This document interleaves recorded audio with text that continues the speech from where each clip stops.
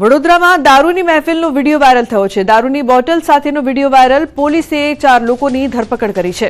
તો ખોડિયારનગર પીડાવુડાના મકાનમાં દારૂની મહેફિલ માણતો વિડીયો બનાવ્યો હતો। પોલીસે કાલુસિંહ દુધાણી, રવિસિંહ દુધાણી, શમશેરસિંહ દુધાણી, મહેન્દ્રસિંહ બાવરીની ધરપકડ કરીને વધુ કાર્યવાહી હાથ ધરી છે। તો પોલીસે 4 લોકોની ધરપકડ કરી છે। દારૂની બોટલ સાથેનો વિડીયો છે તે વાયરલ થયો હતો, જે બાદ પોલીસ દ્વારા કાર્યવાહી કરવામાં આવી છે। તો દારૂની મહેફિલનો વિડીયો છે તે વાયરલ થયો હતો। अन्य समाचार, अमदावादથી યુવકને માર મારતો વિડીયો વાયરલ, છેડતી કર્યાના આરોપ સાથે માર મરાયો। સિવિલ હોસ્પિટલનો વિડીયો વાયરલ થયો છે। છેડતી કરતા લોકોએ યુવકને ફટકાર્યો, જાહેરમાં કપડા કઢાવીને માર માર્યો। યુવકને માર મારતો વિડીયો થયો છે વાયરલ। યુવક સરસપુરનો રહેવાસી હતો। આ સમગ્ર મામલે શાહીબાગ પોલીસે વધુ તપાસ હાથ ધરી છે। अन्य समाचार, सुरेन्द्रनगरથી પાટડીમાં હાર્ડવેરની દુકાનમાં આગ લાગવાની ઘટના, શોર્ટ સર્કિટના કારણે આગ લાગ્યાનું અનુમાન। હાર્ડવેરની દુકાનમાં મોડી રાત્રે આગ લાગતા દોડધામ મચી। રાત્રે અચાનક આગ લાગતા ફાયરની ટીમે આગ પર કાબુ મેળવ્યો હતો। સદનસીબે કોઈ જાનહાનિનો બનાવ નહીં। લાખો રૂપિયાનો માલસામાન બળીને ખાખ થતા મોટા પાયે નુકસાન। તો મહત્વનું છે કે શોર્ટ સર્કિટના કારણે આગ લાગી હતી, જે બાદ ફાયરની ટીમ ત્યાં પહોંચી હતી। લાખો રૂપિયાનું નુકસાન થયું છે। સુરેન્દ્રનગરના પાટડીમાં હાર્ડવેરની દુકાનમાં આગ લાગવાની ઘટના બાદ અફરાતફરી મચી ગઈ હતી। ખેડામાં અસામાજિક તત્વોનો સપાટો, 100 જેટલા લિસ્ટેડ ગુનેગારો સામે કાર્યવાહી। બુટલેગર શરીર સંબંધી સહિતના ગુનામાં સામેલ 10 બુટલેગરોના ઘરનું વીજ કનેક્શન કાપી નખાયું છે। 10 થી વધુ ગુનેગારોના घर पर बुलडोजर फरी वळ्યું છે। ત્યારે જિલ્લા પોલીસ વડા રાજેશ ગઢિયાએ કહ્યું કે 100 જેટલા લિસ્ટેડ ગુનેગારોનું લિસ્ટ બનાવી તડીપાર કરવા અને પાસા કરવા દરખાસ્ત કરી છે। નડિયાદના કુખ્યાત બુટલેગરો મહિડા પરિવારના ઘરે એમજી વિસેલને સાથે રાખીને તપાસ કરવામાં આવી હતી, જેમાં તેમના ઘરે ગેરકાયદેસર વીજ કનેક્શન પકડાઈ આવ્યું હતું। મહેમદાબાદના 10 થી વધુ ચોરીના ગુનેગારના ઘરે ગેરકાયદેસર મકાન પર બુલડોઝર ફેરવવામાં આવ્યું છે। હજુ પણ જિલ્લામાં આવા તત્વો વિરુદ્ધ કાર્યવાહી કરવામાં આવશે। સમગ્ર ગુજરાતભરમાં અસામાજિક તત્વોને ડામવા માટે ડીજીપી દ્વારા તમામ પોલીસ અધિક્ષકોને આદેશ અપાયા હતા અને જે અસામાજિક તત્વો છે તેમની યાદી કરી અને તેની વિરુદ્ધ કાર્ય કરી હતી। આપણી સાથે ખેડા જિલ્લાના એસપી રાજેશ ગઢિયા સાહેબ જોડાયા છે। સાહેબ, જે પ્રકારે ડીજીપી સાહેબનો આદેશ હતો, ખેડા જિલ્લામાં કેવા પ્રકારની કાર્યવાહી?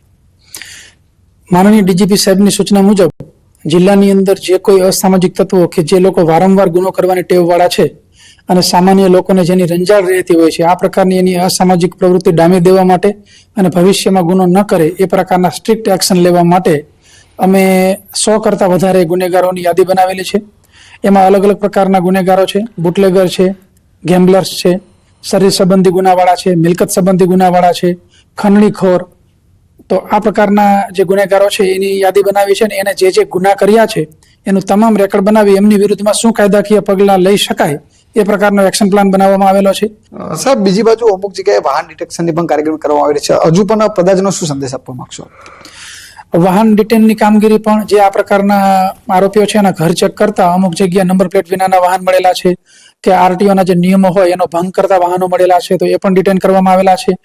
અમુક આરોપીના ઘરેથી ડીજે મળેલ છે કે જેમાં આરટીઓની પરમિશન કે આરટીઓના રૂલનો ભંગ થતો હોય તો એને પણ મોટા આર્થિક દંડ કરવામાં આવેલા છે। મતલબ કે કોઈ પણ પ્રકારના અસામાજિક કૃત્ય જે કરતા હશે એની ઉપર સતત વોચ રાખી અને કોઈ પણ પ્રકારનો ભંગ કરે તો તરત ને તરત એની વિરુદ્ધમાં એક્શન લેવાના અને ભૂતકાળમાં જે કંઈ એને ગુનાહિત કૃત્ય કરેલા છે એનો તમામ તારીજો બનાવીને એની વિરુદ્ધમાં શું પગલાં લઈ શકાય એનો ડિટેલ એક્શન પ્લાન બનાવી એ લોકોની વિરુદ્ધમાં પગલાં લેવાની આ જે મુહિમ છે એ લાંબો સમય સુધી ચાલુ રહેશે। બિલકુલ ચોક્કસથી કહી શકાય કે જે પ્રકારે ખેડા જિલ્લા પોલીસ દ્વારા હવે પણ સ્પષ્ટપણે ગુનેગારોને કહેવામાં આવ્યું છે કાયદામાં રહેશો તો ફાયદામાં રહેશો, કારણ કે જે પ્રકારે કામગીરી કરવામાં આવી છે હજુ પણ પોલીસ દ્વારા સતત વોચ રાખવી છે। જે પણ આવા ગુનાહિત ઇતિહાસો હશે તેમની ચોક્કસથી કાર્યવાહી થશે તેવું ખુદ જિલ્લા પોલીસ વડા જણાવી રહ્યા છે। ઉમંગ પટેલ, ન્યૂઝ 18 ગુજરાતી, નડિયાદ, ખેડા। તો સુરતમાં કેરી ભરેલા વાહનને નડ્યો અકસ્માત, માંગરોળની નરોલી ગામ નજીક અકસ્માતની ઘટના। કેરીઓના કેટલાક કેરેટ નીચે પડી ગયા। વાહન ચાલકો હાઈવે પર પથરાયેલ કેરીઓ થેલીઓમાં ભરીને ઘરે લઈ ગયા। અકસ્માતને પગલે હાઈવે પર ટ્રાફિક જામ થયો હતો। તો કેરીઓના કેરેટ્સ નીચે પડ્યા હતા, જે બાદ કેટલાક લોકો તેને ઘરે લઈ જતા પણ નજરે પડ્યા. કેરી ભરેલ વાહનને અકસ્માત નડ્યો. તો માંગરોળના નરોલી ગામ નજીક અકસ્માતની આ સમગ્ર ઘટનામાં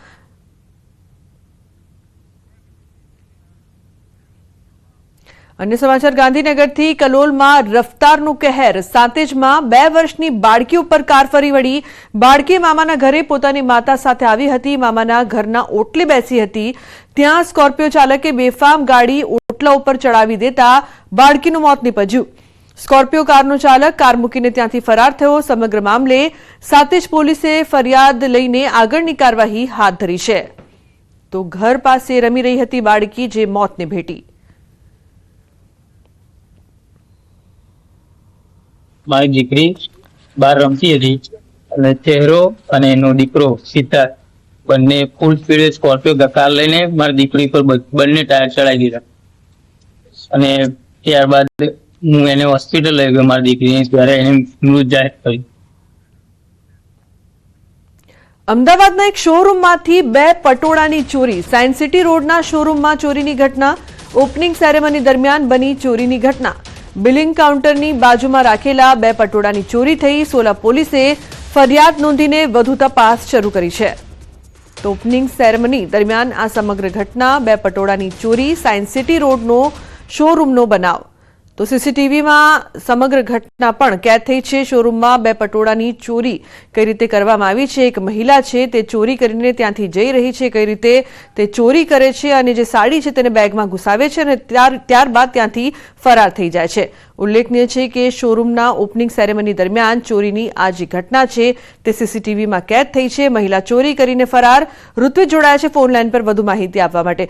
ઋત્વિજ, જે પ્રકારની સમગ્ર ઘટના સામે આવી છે, સીસીટીવીમાં પણ કેદ થઈ છે, શું વધુ અપડેટ છે? જી લુગના, વાત કરીએ તો આ જે બનાવ છે તે સોલા વિસ્તારમાં, પોલીસ સ્ટેશન વિસ્તારમાં બન્યો છે. સાયન્સ સિટી રોડ પર આ એક જે શોરૂમ છે તેનું ઉદ્ઘાટન ઓપનિંગ સેરેમની હતી અને તે દરમિયાન આ બનાવ બન્યો છે. જે આરોપી છે તે જે દુકાનદાર છે તેની નજર ચૂકવીને જે પટોળા 2 પટોળા સેવીને લાઈન થઈ ગયા છે. સમગ્ર ઘટના સીસીટીવી કેમેરામાં પણ કેદ થઈ છે. એટલે જ્યારે જે દુકાન દ્વારા ફરિયાદ નોંધવામાં આવી છે ત્યારે સોલા પોલીસ દ્વારા હાલમાં સીસીટીવી ફૂટેજના આધારે બધી તપાસ શરૂ કરવામાં આવી છે અને જે સીસીટીવી ફૂટેજ છે તેમાં પણ સ્પષ્ટ દેખાઈ રહ્યું છે કે કઈ રીતે આ જે મહિલા છે તે પોતે 2 પટોળા ફેરવી લે છે અને બંનેની જો કિંમતની વાત કરીએ તો લગભગ 1,20,000 જેટલી કિંમત